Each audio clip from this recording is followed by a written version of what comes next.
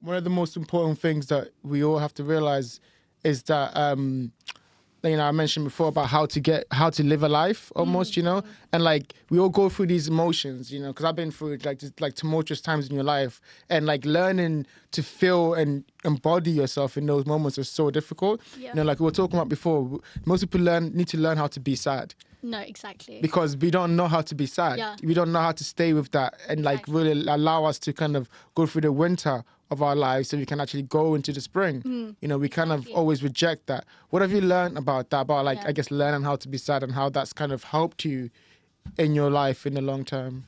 I've learned that it's okay to be sad. It is okay to feel those certain things because at the end of the day, if you keep pushing it down, it's going to burst up in many ways, more than one, And I've learned to sit with the sadness. I've learned to understand why I'm feeling this way, even if it means that, okay, I recognize that I'm sad now. Okay, I can push that aside for maybe a couple days, but I allow myself to sit down and I allow myself to feel it, because that energy needs to go somewhere, and if it can go in any place, it goes into expressing, even if that means to yourself. I've learned that it's okay to be sad. How did you get to that stage though? Because I'm guessing this wasn't something that you're taught, that you just innately know. Definitely not. So it's like everyone has that issue. How do you get to that stage? A lot of therapy, I think. A lot of therapy. I started therapy, I think, at the age of, I was quite late. I think I was like 21, 22. So I've been in therapy for like over 2 years now. And, before that, I was with CAMS, which is like for adolescents and like children under the NHS. I maybe did like 6 sessions with them. And, I was sort of in and out of hospital and so forth. But yeah, therapy and like being around people that knew that I could like confide in, like certain friends and certain family, made me realize that it's okay to feel this way. Therapy mostly, because I just realized that I was just pushing things aside for too long, for way too long, and feeling guilty about feeling sad, when in reality it's a feeling. We're allowed to feel it. I shouldn't feel guilty or upset or so angry about feeling sad. It's not fair to me. It's not fair to me. I felt so guilty all the time, and I think it was stemmed from being a child and crying all the time and not having great emotional regulation. It damaged my self-esteem growing up, and it made me think I could never be sad. I can't be sad because people are going to see me being sad and they're going to think I'm a sad person and blah, blah, blah, blah. Like, it's not whether you're a sad person. We shouldn't identify with emotions. We shouldn't identify with being this way. Emotions are transient. And I've learned, I think that's what helped me with understanding and accepting sadness, is that I know that it's going to go away. With a rainy cloud, there's sunshine just right around the corner. Silver lines. I completely agree. What would you say to the version of yourself then that was in that mode of just like being sad, but hadn't realized what you have realized now? How would you kind of, because imagine there's someone listening right now that's kind of in that stage, but doesn't know how to get out. Because I think that's often the issue. They might have recognized that there's nothing wrong with being sad, but getting out is difficult because what do I even do? What are the steps, And for me, I've kind of realized that, obviously leaning on your friends, going outside and just, getting some fresh air, helps. But for you, what did you find about in that period of time that really helped you change that perspective? Don't think about other people. Do not think about other people. Only think about yourself at this moment in time and know that it's okay. It's okay to feel this way. You're not some strange, sad, whatever. It's okay to feel sad. And I kept telling myself that it's okay. And then I realized I'm taking this whole weight off of guilt and shame, Shame is one of the most difficult things to deal with. And if you're feeling shameful about being sad, oh my God, that's like double whammy. That's literally it's gonna shove you straight into the ground, and you're not gonna want to get out because it's just it's there. And I think it's being told that it's okay and to reach out Either that means, I've called Samaritans a couple times, even if it just means like for just an unbiased opinion or just to vent, writing to yourself, or picking up the phone, and you don't even need to talk about what you're feeling. Just having a normal conversation, I think, just helps as well if you're in that state. But I always do say seek professional help if it gets to a point of, that you're having like suicidal ideation or things like that. It can get really difficult, and I think seeking professional help, and for me, for a very, very long time, I refused to go on medication. I refused. I was brought up in a way that, like, medication sort of makes you weak. My dad was very much like, oh, you don't need paracetamol, you'll be fine. I remember But I'm in pain. but I'm in pain, come on, like, help me here. This literally made it for this scenario.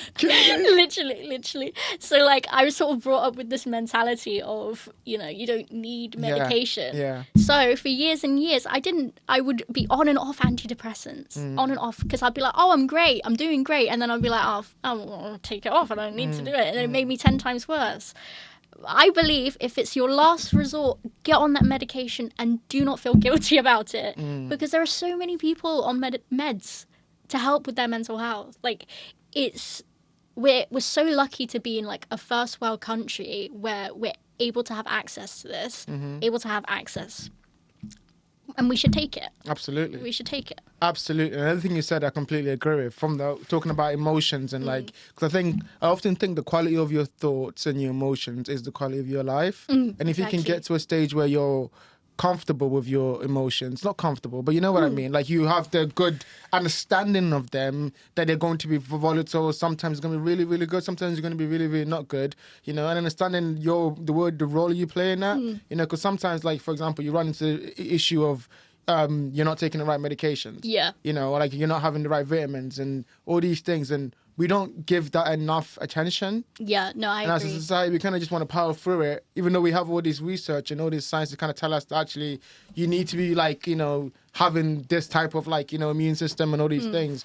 We sometimes take that responsibility on ourselves. And I think definitely something I've learned as I've gotten older is to rely more on other people.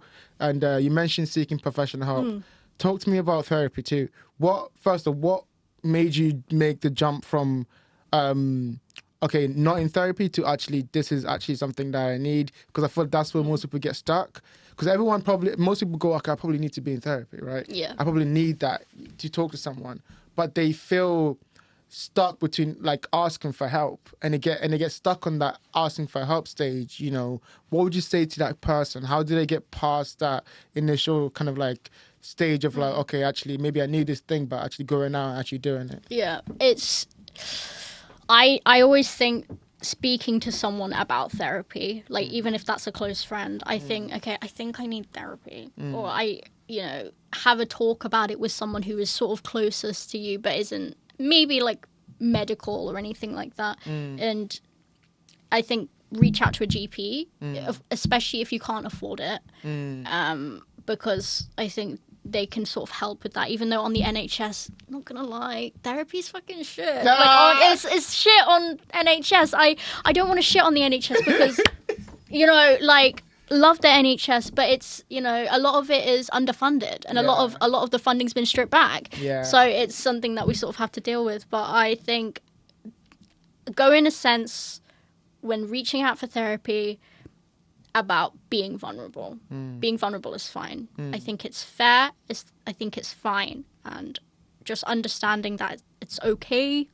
But yeah, I'd say reach out to a GP and sort of do your own research, I think, into what sort of therapies help. Like CBT, DBT, like it's all there, like what works for you. And I think more so just sending a message to the therapist, just sending it, just doing it. I think getting over that hurdle of being scared and being vulnerable is sometimes, like, for me, I was very lucky because I was with my ex-girlfriend at the time, and her mum, oh God, she was so sweet. She was so sweet to me. I was really, really struggling. And she did the research and she found me a therapist, She found me a therapist, and, me and my ex, we're not together anymore, but I'm so thankful that I met and had those memories with her, as well as meeting her mum, because I don't think I would have been in a space to be able to do that, you know?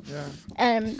So relying, to rely on your friends and close family when you're really, really down is okay. I think letting go of that pride, let go of the pride, let go of Absolutely. And I think, like, you can't exist by yourself alone. You can't, yeah. You need support. We all need support. And I think that's kind of just changing the perspective about that. I really think is important. We're not like this lone wolf that can just survive by itself. You need people around you, and life is better, is more happy, is more supportive. Exactly. And in those moments where you need that support, you need to have the confidence and the kind of like the safety to be able to reach out and say that. Follow-up question is, what kind of tools did therapy give you? So once you would start going, what kind of tools did it give you to kind of like help you move? Because I know there's a lot of ways that therapy teaches you about how to, I guess, whether react to yourself or the internal voice, or like how you kind of be vulnerable with other people and you communicate. What are some of the things that, therapy helps you with?